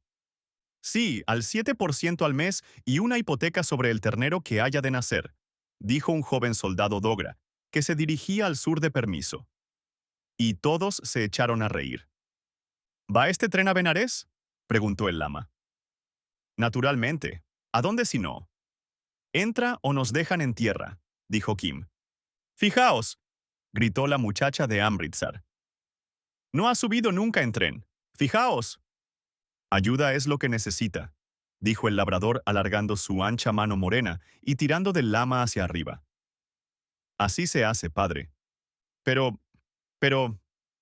Yo me siento en el suelo. Sentarse en el banco es contra la regla, dijo el lama. Además, me dan calambres. Yo digo, comentó el prestamista frunciendo los labios, que en estos terrenos no hay regla que no se vea uno forzado a infringir, y no tenemos más remedio que codearnos con todos los pueblos y castas. Sí, y con las mujeres más desvergonzadas, dijo la labradora, atisbando las miradas provocativas que lanzaba la muchacha de Amritsar al joven cipayo. Ya te dije que podíamos haber ido en el carro, dijo el marido, y nos hubiéramos ahorrado algún dinero. Sí, para gastarnos más del doble en comida para el camino. Ya hemos discutido esto más de 10.000 veces. Sí, y en 10.000 lenguas, gruñó el marido. Los dioses nos ayuden. ¿Qué sería de nosotras, pobres mujeres, si no pudiéramos hablar? Anda, este es de esos que no pueden mirar ni hablar a las mujeres. La labradora decía esto porque el lama, obligado por su regla, fingía no advertir su presencia. ¿Y su discípulo es como él? Nada de eso, madre, contestó Kim rápidamente. Y menos cuando la mujer es hermosa y, sobre todo, caritativa con los hambrientos. Una respuesta de mendigo, dijo el Sig riendo. Tú te lo has buscado, hermana. Las manos de Kim se entrecruzaron suplicantes. ¿Y a dónde vas?, dijo la mujer, mientras le daba media torta que sacó de un paquete grasiento. A Benarés. ¿Sois titiriteros?, preguntó el joven soldado. ¿Sabéis hacer algunos juegos con que entretenernos durante el camino? ¿Por qué no me contesta el hombre amarillo? Porque, dijo Kim con vehemencia, es santo y medita sobre materias demasiado sublimes que tú no comprenderías. Eso puede ser verdad. Nosotros los Sikhs de Ludhiana, exclamó enfáticamente, no nos calentamos la cabeza con doctrinas. Nosotros combatimos. El hijo del hermano de mi hermana es Naik, cabo, en ese regimiento, dijo el artesano Sikh con modestia. Hay allí también algunas compañías de dogras. El soldado le lanzó una mirada furiosa, porque un dogra es de otra casta que un Sikh. El prestamista, entre tanto, se reía entre dientes. Para mí todos son lo mismo, dijo la muchacha de Amritsar. De eso estamos convencidos, exclamó la mujer del labrador con intención. No es eso, pero todos los que sirven al Sirkar con las armas en la mano forman como si fuera una hermandad. Existe una hermandad de la casta, pero por encima de ella, la muchacha miró alrededor tímidamente. Está el lazo de unión del Pulton, del regimiento. Mi hermano está en un regimiento Yat, dijo el labrador. Los Dogras también son buenos muchachos. Tus Sikhs, al menos, eran de esa opinión, dijo el soldado, mirando con ceño al plácido viejo, que estaba sentado en el rincón. Tus Sikhs pensaban así cuando hará unos 3 meses se hallaban combatiendo sobre las lomas, en el Pirsai Kotal, contra 8 banderas de Afridis y llegaron en su socorro nuestras 2 compañías. Y relató con todo detalle una acción de la frontera, donde las compañías dogras de los Sikhs de Ludhiana se habían comportado heroicamente. La muchacha de Amritsar sonreía, comprendiendo que todo aquel relato no tenía otro objeto que merecer su aprobación. Vaya, dijo la mujer del labrador cuando el soldado terminó de hablar. ¿De modo que quemasteis sus aldeas y dejasteis a los niños sin hogar? Habían mutilado a nuestros muertos. Pagaron un precio muy alto por la lección que les dimos. Eso fue lo que ocurrió. ¿Ya estamos en Amritsar?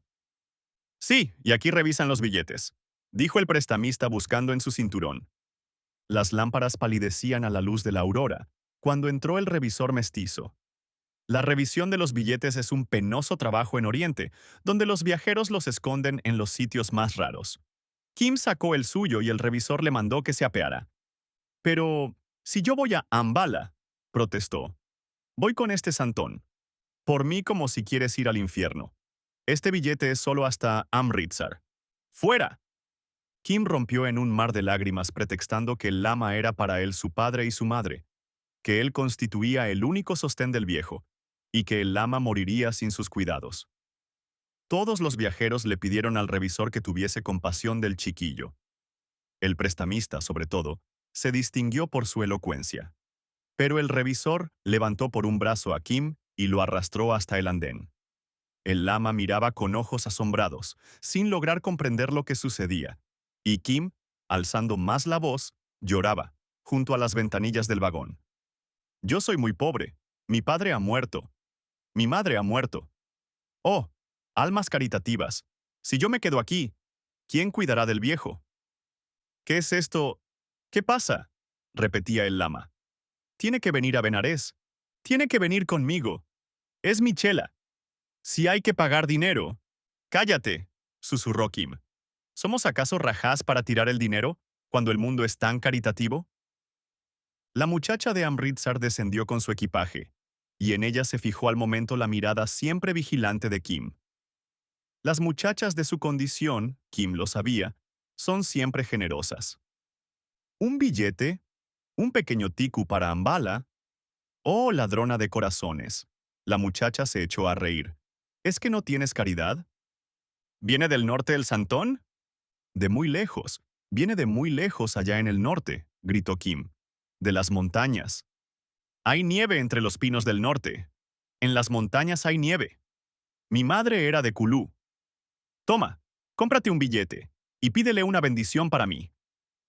10,000 bendiciones, exclamó Kim. Oh, santo, una mujer nos ha socorrido caritativamente, así es que puedo irme contigo. Una mujer de corazón de oro. Corro a comprar el tikut. La muchacha miró al lama, que inconscientemente había seguido a Kim hasta el andén. Una vez allí, el viejo, al mismo tiempo que inclinaba la cabeza para no verla, murmuró en tibetano una bendición, mientras ella se mezclaba entre la multitud. «Alegre vino, alegre se va», dijo la mujer del labrador, con sarcasmo. «Pero ha adquirido mérito», repuso el lama. «Seguramente era una monja». «Solo en Amritsar habrá más de 10,000 de estas monjas», gritó el prestamista. «Entra, viejo, porque si no el tren te dejará en tierra». Alcanzó para el billete, y además sobró para comprar un poco de comida, dijo Kim, saltando a su sitio. «Ahora come, mira, ya sale el sol». La niebla de la mañana se desvanecía dorada, rosa, azafrán y roja a través de las verdes llanuras. Todo el rico Panjab se mostraba espléndido bajo los rayos brillantes del sol. El lama agachaba un poco la cabeza cada vez que pasaban los postes del telégrafo. «Grande es la velocidad del tren», dijo el prestamista con una sonrisa condescendiente. «Estamos ya a tanta distancia de Lahore, que para recorrerla a pie hubierais tardado más de 2 días». A la caída de la tarde llegaremos a Ambala. Y Benares está todavía mucho más lejos, dijo el lama con aire cansado, musitando sobre los buñuelos que le ofreció Kim. Todos los viajeros desataron sus bultos y almorzaron. Enseguida, el prestamista, el labrador y el soldado prepararon sus pipas y llenaron el compartimento de un humo acre y sofocante, al tiempo que escupían, tosían y disfrutaban de todo ello. El hombre Sig y la mujer del labrador mascaban pan. El lama aspiró rapé y rezaba el rosario, mientras Kim, con las piernas cruzadas, sonreía con el placer de sentir el estómago lleno. ¿Qué ríos tenéis por Benares?, preguntó de repente el lama, dirigiéndose a todos los pasajeros. Tenemos el Ganges, respondió el prestamista, una vez que se desvaneció la sonrisa general que despertó aquella salida inesperada. ¿Y qué otros ríos? ¿Y qué ríos además del Ganges? No, es que estaba pensando en cierto río milagroso. Ese es el Ganges. Quien se baña en él queda limpio de pecado y va después a la morada de los dioses. 3 veces he ido en peregrinación al Ganges. Y miró orgulloso alrededor. Falta te hacía, dijo el joven cipayo con sorna. Y la risa de todos los viajeros estalló, ahora a costa del prestamista. Limpio, para regresar después con los dioses, murmuró el lama. Y continuar con la sucesión de vidas una vez más, siempre atado a la rueda. Pero puede ser que en esto haya un error. ¿Quién creó el Ganges en su origen? Los dioses. ¿De qué religión eres tú?, dijo el prestamista asombrado. Yo sigo la ley excelentísima, de modo que los dioses hicieron el Ganges. ¿Qué clase de dioses eran? Todos los viajeros lo miraron confusos. Para ellos resultaba inconcebible que hubiera una persona tan ignorante acerca del Ganges. ¿Quién? ¿Cuál es tu dios? Oíd, dijo el lama, cambiando el rosario de mano. Oídme, porque voy a hablaros de él. Oh, pueblo de la India, escucha. Y empezó a relatar en urdú la historia de Buda nuestro Señor, pero, arrastrado por sus propios pensamientos, pasó al tibetano y recitó textos, muchas veces citados, de un libro chino sobre la vida de Buda. Los viajeros, condescendientes y tolerantes, lo escuchaban con reverencia. Toda la India está llena de santones que predican en lenguas extrañas, exaltados y consumidos por el ardor de su propio celo. Soñadores, charlatanes y visionarios. Esto ha ocurrido siempre, y siempre ocurrirá. Dijo el soldado de los Sikhs de Ludhiana. En el Pirsai Kotal había un regimiento maometano al lado del nuestro, y uno de sus sacerdotes, me parece que era un naik, cuando le daba el arrebato, hacía profecías. Pero todos los locos están protegidos por los dioses. Sus oficiales le pasaban muchas cosas por alto. El lama volvió al urdú, recordando que estaba en tierra extraña. Oíd la historia de la flecha que nuestro Señor disparó con el arco. Esto era más del gusto de la concurrencia, y todos escucharon el cuento con curiosidad. Ahora, pueblo de la India, yo voy en busca de ese río. ¿Sabéis vosotros algo que pueda guiarme? Porque todos los seres humanos vivimos en un mundo dominado por el mal. Es el Ganges y solo el Ganges, el que lava de todos los pecados, musitaron los viajeros. Indiscutiblemente, los dioses nos son propicios en los alrededores de Huyundur, dijo la mujer del labrador, asomándose a la ventanilla. Mirad cómo han bendecido las cosechas. Recorrer todos los ríos del Panjab no es asunto baladí, dijo su marido. A mí me basta con un arroyo que deje buen limo sobre mis tierras, y doy gracias a Bhumia, el dios del hogar, añadió encogiendo un hombro bronceado y nudoso. ¿Tú crees que nuestro señor llegaría tan al norte?, dijo el lama dirigiéndose a Kim. Tal vez, replicó éste dulcemente, después de escupir en el suelo el rojo jugo del pan. El último de los grandes hombres, dijo el Sikh con autoridad, fue Sikander Julkarn, Alejandro Magno.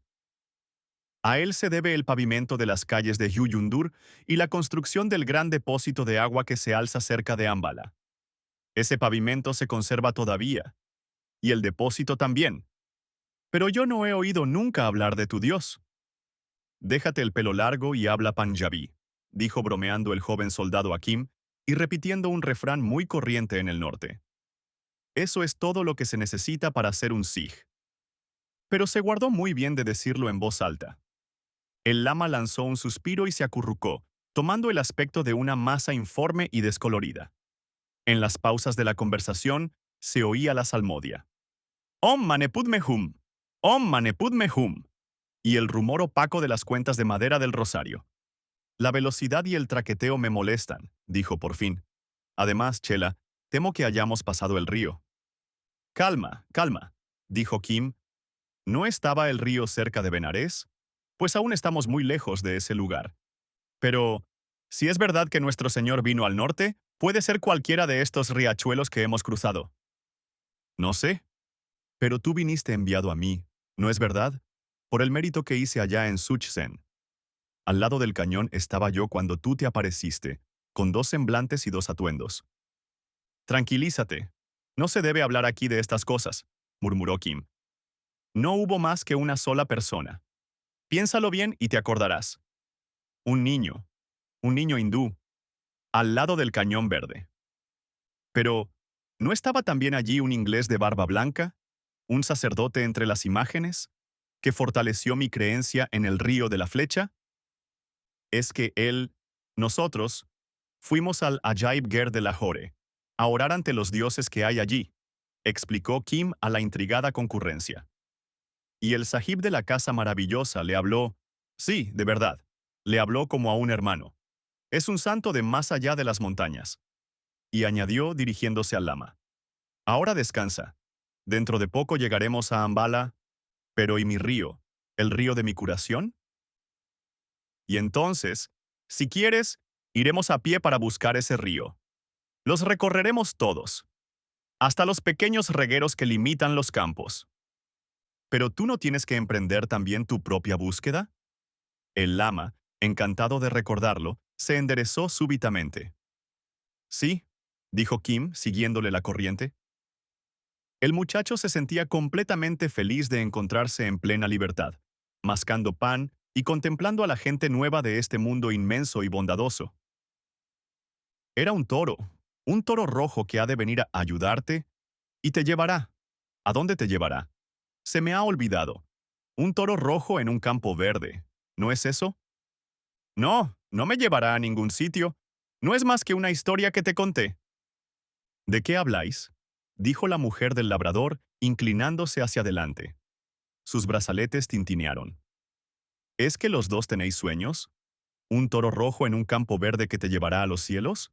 ¿O a dónde? ¿Fue una visión? ¿Hizo alguien alguna profecía? En nuestra aldea, detrás de la ciudad de Yulundur, tenemos un toro rojo que elige siempre para pastar el más verde de los campos. Dad a una mujer una historia maravillosa y a un pájaro tejedor una hoja y un hilo, y veréis qué cosas urden más extraordinarias, dijo el artesano Sig. Todos los santones tienen sueños, y debido a su influencia, sus discípulos alcanzan ese poder. Un toro rojo en un campo verde, ¿no era eso? Repitió el lama. En tu anterior encarnación tal vez hayas adquirido méritos, y el toro venga ahora a recompensarte. No, no, solo fue una historia que me contaron. Creo que en broma. Pero así y todo, trataré de encontrar a mi toro por Ambala, y tú podrás buscar tu río y descansar del traqueteo del tren. Tal vez el toro sepa que ha sido enviado para guiarnos a los dos, dijo el lama, esperanzado como un chiquillo. Y enseguida añadió, dirigiéndose a los viajeros y señalando a Kim. Hasta ayer por la tarde no se me apareció. Creo que no pertenece a este mundo. Muchos mendigos y santones he visto, pero en toda mi vida no había encontrado uno como este yogi y su discípulo, dijo la mujer. Su marido, sonriendo, apoyó ligeramente el dedo índice sobre la sien, girándolo suavemente. Pero al llegar la hora de la comida, tuvieron buen cuidado de dar al lama los mejores bocados. Y al fin, cansados, somnolientos y llenos de polvo, llegaron a la estación de la ciudad de Ambala. Nosotros venimos aquí por un pleito, dijo a Kim la mujer del labrador. Nos alojamos en casa del hermano pequeño del primo de mi marido. Allí hay sitio bastante en el patio para tu yogi y para ti. Querrá ¿Querrá darme su bendición? Oh santo, una mujer con el corazón de oro nos da alojamiento por esta noche. Es una tierra caritativa, esta tierra del sur. Recuerda cómo hemos sido socorridos desde la aurora. El lama inclinó la cabeza, murmurando una bendición. Vas a llenar de andrajosos la casa del hermano pequeño de mi primo, empezó a decir el marido, mientras se echaba al hombro la pesada pértiga de bambú. El hermano más joven de tu primo le debe todavía dinero al primo de mi padre por la boda de su hija, dijo la mujer, encolerizada. Que ponga en la cuenta la comida de estos santones.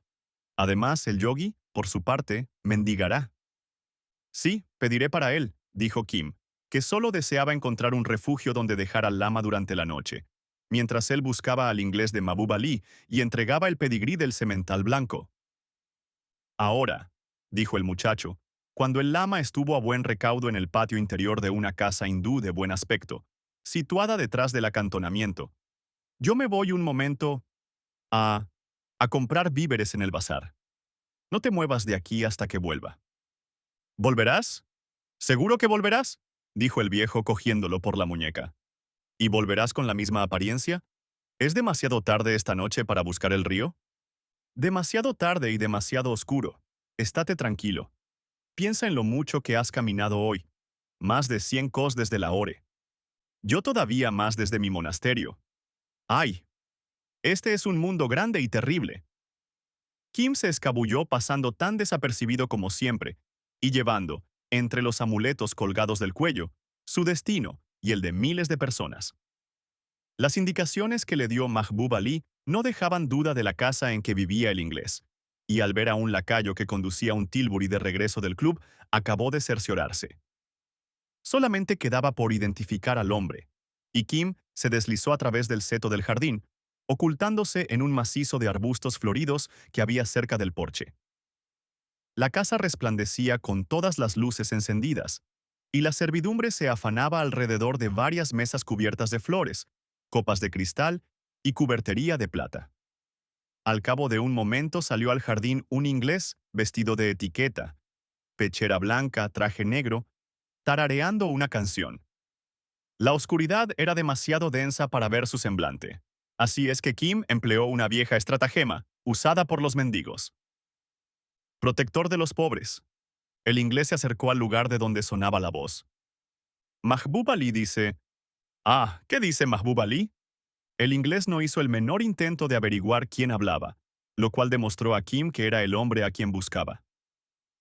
El pedigrí del semental blanco está totalmente confirmado. ¿Qué pruebas tienes? El inglés se desvió hacia el seto de rosales que se alzaba al lado de la entrada de coches. Mahbub Ali me ha dado esta prueba. Kim lanzó al aire el paquetito de papeles doblados, que fue a parar al sendero, junto al inglés, pero este lo pisó, porque en aquel momento pasaba un jardinero dando la vuelta a la esquina de la casa. Cuando desapareció el criado, el inglés recogió el paquete dejando caer una rupia. Kim pudo oír el sonido argentino, y se dirigió a la casa sin volver la cabeza ni una sola vez.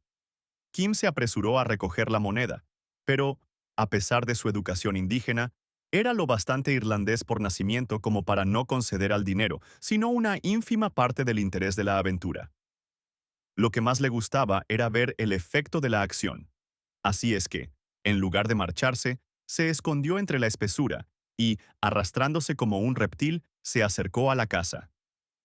Como los bungalows indios están siempre completamente abiertos, pudo ver cómo entraba el inglés en una pequeña habitación, en una esquina del porche, que servía a la vez de salón y de despacho, atestada de papeles y carteras con comunicados.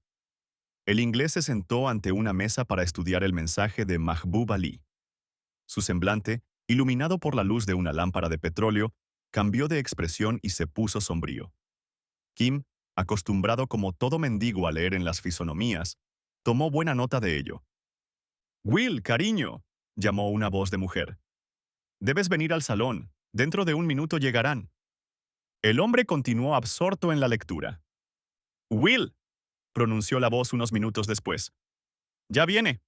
Oigo a los soldados a caballo en el camino de entrada». El inglés salió precipitadamente, con la cabeza descubierta, al tiempo que un gran landó, escoltado por 4 soldados de caballería indígena, se paraba ante el porche. Descendió del carruaje un hombre alto y moreno, derecho como una lanza, seguido de un oficial joven que reía alegre. Kim, boca abajo y pegado al suelo, casi tocaba las ruedas traseras del carruaje. Su hombre y el recién llegado intercambiaron algunas frases,